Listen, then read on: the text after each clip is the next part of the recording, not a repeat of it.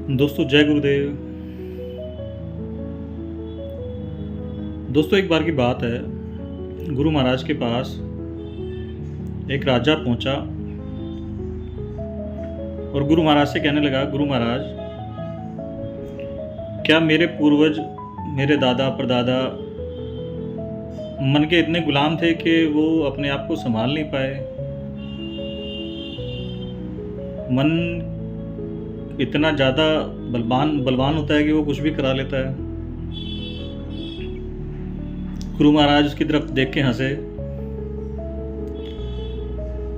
और मन के बारे में तो गुरु महाराज का आपको पता ही है, मन चंगा तो कटौती में गंगा। लेकिन मन के खेल भी बड़े निराले होते हैं। तो गुरु महाराज ने उसको एक कहानी बताई। कहानी क्या बताई, एक तरह से उसका भविष्य बताया कि आज से 3 महीने बाद तेरे पास एक व्यापारी सुंदर से घोड़े को लेकर आएगा। तू उस घोड़े को खरीदना मत, और अगर खरीद भी ले तो उस पर सवारी मत करना, और अगर सवारी कर भी ले तो पूर्व दिशा की तरफ मत जाना उस घोड़े के ऊपर बैठ के। और सुन, अगर पूर्व दिशा की तरफ अगर तू चला भी जाए तो वहां तुझे एक नारी मिलेगी, उस नारी की तरफ मत देखना, और देख भी ले तो उसको घर मत लेके आना, अपने महल में मत लाना, और अगर महल में ले भी आए तो उससे शादी मत करना, और अगर शादी कर भी ले तो उसकी बात मत मानना कभी। तेरे को मैं इतना बता रहा हूं, ये सारे मन के खेल हैं, तेरे को पहले ही बता दिया, अब तू जा। अब राजा वापसी अपने महल में आ गया। राजा अपने महल में आ गया तो ठीक 3 महीने बाद एक व्यापारी एक बहुत से सुंदर काले घोड़े को लेके पहुंचा। काले घोड़े को देख के राजा मंत्रमुग्ध हो गया और उसने वो घोड़ा खरीद लिया। मन के खेल शुरू हो गए।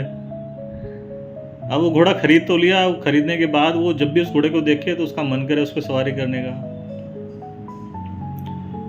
तो उसने अपने मन को बहलाया, चलो कोई बात नहीं, सवारी तो करते हैं, पूर्व दिशा की तरफ नहीं जाऊंगा। लेकिन अब मन के आगे विवश होता जा रहा था, वो भी सब कुछ पता होते हुए वो जैसे ही घोड़े पे बैठा, घोड़े ने ना चाहते हुए भी पूर्व दिशा की तरफ दौड़ना शुरू कर दिया। पूर्व दिशा में वो जंगल की तरफ निकल गया। काफी अंदर जाने के बाद जंगल में उसे एक युवती दिखी, नारी दिखी, औरत दिखी। अब उसको देख के वो रो रही थी, तो उसको देख के वो राजा को रुकना पड़ा कि महिला एक इतने भरे बीच जंगल में रो रही है अकेली, कुछ तो बात होगी। तो उसके पास बैठ गया, उतरा, घोड़े से उतर के पूछने लगा, बताओ क्या बात है, क्यों रो रहे हो। तो उस महिला ने बोला कि राजा जी, मेरा पूरा परिवार मुझसे बिछड़ गया है, मैं अकेली इस बीरबान जंगल में अकेली फंस गई हूँ, अब मुझे अपने साथ ले चलो, नहीं तो मैं मर जाऊंगी। अब राजा क्या करता, राजा उसको अपने महल में ले आया। राजा अपने महल में ले आया तो अब वहाँ पर वो कुछ दिन रही, तो वहाँ के लोगों को लगा कि ये अच्छी औरत है, सुंदर औरत है, ये आपके लायक है, आप इससे शादी कर लें। अब राजा ने अपने दरबारियों की सबकी बात मानी और उससे शादी कर ली। अब शादी तो कर ली, लेकिन अब रानी जो उसकी बन गई थी, उसने बोला कि हे महाराज, आपने शादी करने के बाद लोग बाग दुनिया को खिलाती है, खाना खिलाते हैं, आप ऐसा करो कि ऋषि मुनियों को बुलाओ, उनको हम भोजन कराएंगे, उनका आशीर्वाद लेंगे।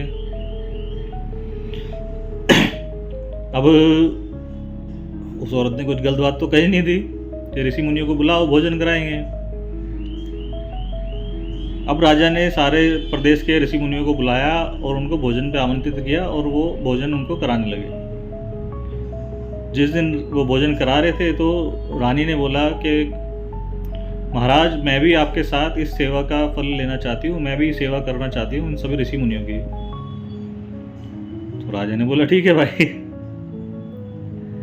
अब जैसे ही वो महिला सबकी सेवा करने लगी, सबको भोजन कराने लगी, तो बीच रास्ते में पहुंची थी, जैसे पंगत लगा के बैठते हैं ना, तो बीच पंगत में पहुंची तो वो एकदम चिल्ला पड़ी कि महाराज, ये सारे लोग मुझे गलत नज़र से देख रहे हैं, इनकी सबकी नज़र गंदी है मेरे प्रति। अब राजा को आ गया गुस्सा। अब राजा को गुस्सा आ गया तो राजा ने तलवार निकाली और सबकी गर्दन काटने के लिए तैयार हो गया। अब जैसे ही वो सबकी गर्दन काटने के लिए हाथ उठाया, तभी वहाँ गुरु महाराज पहुँचे और उन्होंने उस राजा को रोका कि मैंने तुझे पहले ही कहा था, ये मन बड़ा खतरनाक होता है। ये सारी कहानी तुझे पता होने के बाद भी तू मन के जाल में फंसता चला गया। इतना आसान नहीं होता मन के जाल से निकलना। इस मन ने पता नहीं कितने ऋषि मुनियों की तपस्याएं भंग करी हैं, कितने लोगों को नरक में पहुंचाया है इस मन ने। जय गुरुदेव।